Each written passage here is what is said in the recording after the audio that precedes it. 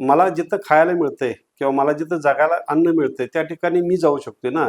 हे सगळ्या प्राण्यांचं गणित ठरलेलं आहे.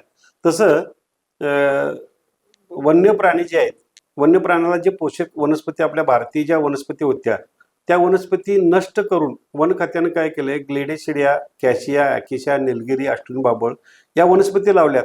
आणि या वनस्पतीच्या खाली जाऊन मी ज्यावेळा अभ्यास केला तेव्हा माझ्या लक्षात आलं की त्या वनस्पतीच्या खाली एखादी मुंगी सुद्धा राहत नाही. म्हणजे त्याच्या माकडं, वानरं किंवा कोली तिथे त्यांना ते काय खायलाच मिळत नाही.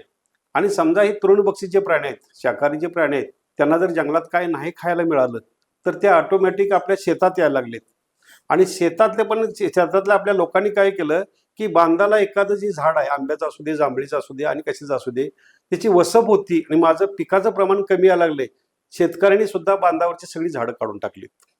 आता तो फक्त उसातच थांबू शकत नाही किंवा ती माकडं वानरं उसात थांबू शकत नाहीत. पूर्वी आम्ही लहान असताना कधीतरी वानराच्या एखादा कळप यायचा आणि त्या कळपचा पाठलाग करायला आम्ही ते मजेत जायचं त्या वानराच्या पाठीमागे. आज रोजच आमच्या गावात माकडं आणि वानरं आहेत. ती जाणार कुठं? कारण शिवारात राहायला कुठं पिकात खायला मिळेल, पण संध्याकाळी झोपायला काहीतरी जागा पाहिजे ना. ती झोपायला जागा आहे. काही काही लोकांची जी आता परसात जी झाड आहेत त्या झाडावरून ती माकडं आणि वानरं राहतात. मग आता ह्या बिबट्याला तुम्ही जर कुठलीच जर एखादा जर प्राणी जर समजा जंगलात नाही खायला मिळाला तर तो ऑटोमॅटिक जिकडे खायला मिळतो तिकडे तो बिबट्यात जात राहणार ना. तेच आता तशीच कंडिशन झालेलं आहे.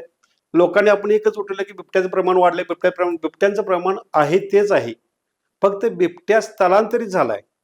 पूर्ण व्हिडिओ पाहण्यासाठी महाराष्ट्र दिनमानच्या YouTube चॅनेलला व्हिजिट करा.